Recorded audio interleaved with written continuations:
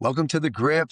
That's a wrap for the 2026 Masters. And Rory McIlroy does it again. He outplayed everybody. It was tough. It was definitely a great tournament.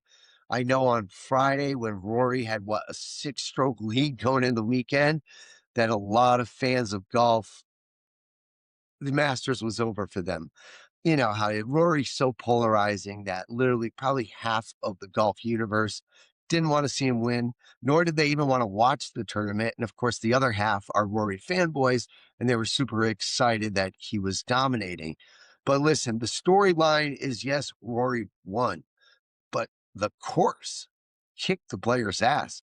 Let's look at that storyline. On Thursday at the Masters, the scoring average was almost 75. It was 74.65. That is crazy. If you watch some of the post-round interviews with some of the players and even the caddies, they talked about how fast these greens were. It's been really dry in Augusta, and without having any rain to soften the greens, and the committee at the Masters letting the course play as it is, showed its teeth on Thursday. Now, sadly, Friday, Saturday, Sunday, the scoring average would go all the way down to 70 because, of course, they would wet the greens and slow it down. In fact, there was some controversy on Friday afternoon that they were dampening the greens and made it easier for scoring for the guys out in the afternoon on Friday, which all you got to do is go look at the scorecards to see how that worked out. But it was a tough tournament. We're going to talk about the LIV guys, how they did. And again, there wasn't a lot of LIV players in the tournament. There was only, I think, 9, right? Without Phil Mickelson, I think that would have been 10, maybe 11. Either way, about half the LIV field had a real impact on the Masters this year. And you wouldn't know that from watching the standard golf media and like the Golf Channel or some of the bigger content producers that are like in bed with the PGA Tour. And these are like podcasts that are going to PGA Tour events. They get to interview players. They have player access. So, of course, they all say the same things, and it's almost like they're talking to each other. It's like U.S. politics in a sense where you have something called, you have Fox News and MSNBC. None of them are actually reporting the news. They're just talking about, from their perspective and point of view, all the things they believe, all the things they want you, the listener, to believe. And then they're missing out on half of reality. And that's kind of like what the golf ecosystem has created in the media. An example is Paul McGinley and Brandel Chambly of the Golf Channel. If you watched Live from the Masters, which is a bummer because I think it's great coverage of the majors. Watching live from on the Golf Channel was like where you go to get all the analytics if you're into that, course conditions, player updates, and just feed yourself and consume all of the golf information that's possible leading up to a major. The problem with these guys, they have become so anti-LIV that they're confused from reality and they say the dumbest shit. So the average listener or average viewer of golf content, or just people watching the tournament for the first time, or just maybe they only watch a few tournaments, they believe the things these guys say. In fact, one of the things that Brandel said on Thursday, I don't know if I could ever watch live from any major again with this guy. He literally said the LIV players have gotten worse and worse since joining LIV. And then Paul McGinley goes on to add, it's not serious golf because they play music and they play easy courses and because they wear shorts. Like that would have anything to do with the way people play golf. So, and the reason they got to ride on this high horse was, let's face it, John Rahm and Bryson DeChambeau, the 2 best players on LIV and 2 of the top players in the world, they played like shit on Thursday. They got their ass kicked by Augusta. But what McGinley and Brandel forgot was that there's a whole contingent of LIV players. And come Sunday at Augusta, LIV would have a huge impact on a major tournament once again, like they have every year. And the simple reason is because they're ballers. They're some of the greatest golfers in the world. So these guys just spewing this bullshit every time a major tournament comes up and all the players get together, they use it is like catnip. They find the one negative thing, they pounce on it. They try to drive a wedge between us, fans, and even the players by asking shitty questions. But once again, they were wrong. They can sit there and spew analytics and data all they want. It didn't matter. Throw the data out the window. You want to know a fun fact of data? Roy McIlroy was almost last in driving accuracy at the Masters. Hey, newsflash, he won. That's why a lot of these analytics are bullshit when it comes to golf. There are so many other determining factors that you don't know how the ball's going to fly in the air and how it's going to land on any given day by any given player. But that scoring average on Thursday being almost 75, that knocked a lot of people out of the Masters for the weekend, and they'd send them back, including, as I mentioned, Bryson DeChambeau. Bryson had a bogey the 18th hole on Friday, and if you watched it, he struggled in the sand. He got a triple bogey 7, and he would go home. I'm sure Bryson is super pissed. Hopefully he watched some of the Masters and, wrote down in his little notebook of goals for next year to get back to Augusta to kick some ass. Other players that would miss the cut were Cam Smith, Tom McKibben, Carlos Ortiz, and Bubba Watson. It's a bummer. I thought Cam Smith would play a little bit better this year, but those conditions didn't just knock out LIV players. They knocked out DP World Tour players. They knocked out PGA players. So you get to the weekend, where's LIV? You would imagine LIV wasn't even involved. Actually, they were. The clubhouse leader on Sunday afternoon was Tyrell Hatton. He shot a 4th round 66. He shot a 2nd round 66. If Tyrell just put together one more average round, he could have been up there with Rory, maybe in a playoff, or maybe he'd be wearing the green jacket today. But it wasn't just Tyrell Hatton that played well. Dustin Johnson went 3 under on Sunday. He would tie for 33rd. Rahm was in the top 40. He played great. He went 4 under on Sunday. It was only really Garcia and Schwartzel that fell off by the end of the weekend, and they would finish 52nd and 54th. So if you look at the 3 biggest tours in the world, PGA, LIV, DP World Tour, LIV represented just as well on a percentage basis as the PGA Tour. The top finisher on the DP World Tour at the Masters was Patrick Reed, tied for 12th. And let's face it, Patrick Reed is basically a LIV player. He only played one real tournament on the DP World Tour. The other tournaments he won, and where was it? Oman and Bahrain. Those didn't even get the same amount of world ranking points as a LIV event. The depth of field was pretty weak in those. And he won, or he came in second in one of them as well. So LIV had a great showing. Don't listen to the bullshit. The problem is LIV only had 9 guys there, and only a handful of them are guys that have been playing great golf on LIV.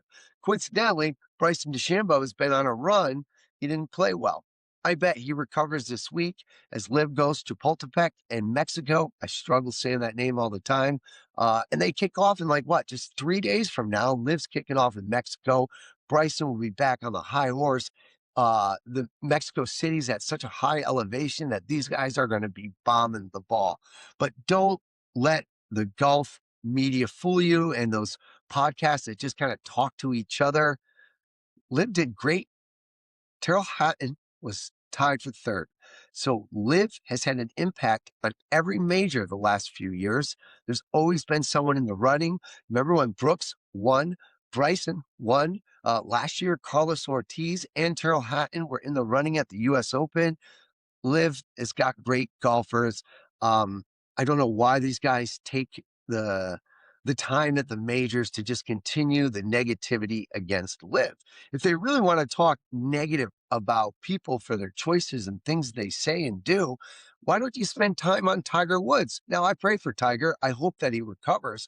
But this guy was never loyal to anyone, not to his family, not to the players. He's addicted to drugs. He hides it. They put him in charge of tournaments and other things for the PGA, growing the game for the PGA, when he was just lying to him the whole time that by being a drug addict. Or Rory McIlroy, who just like a month ago was saying so much negative shit about Jon Rahm not settling this deal with the DP World Tour to play 6 events in a year. when none of the other players that play on the PGA Tour or around the world have to play 6 events to keep their card on the DP World Tour. They only have to play 4. So Rory is always stirring the pot. He's always causing trouble. Kind of like Patrick Reed, also another guy who left LIV like in the middle of the night. He just disses the 4 aces as the tournament, as the first tournament of the year is about to kick off in Riyadh, leaving Dustin Johnson and the gang hanging without a 4th team member. And it would sound like Patrick Reed didn't even tell Dustin Johnson. It sounded like they had to find out in the news, just like you and I did. So the media has an opportunity to highlight the people that are actually doing negative things, negative behaviors like Patrick Reed, saying negative things like Rory McIlroy, or making poor choices and lying to people like Tiger Woods.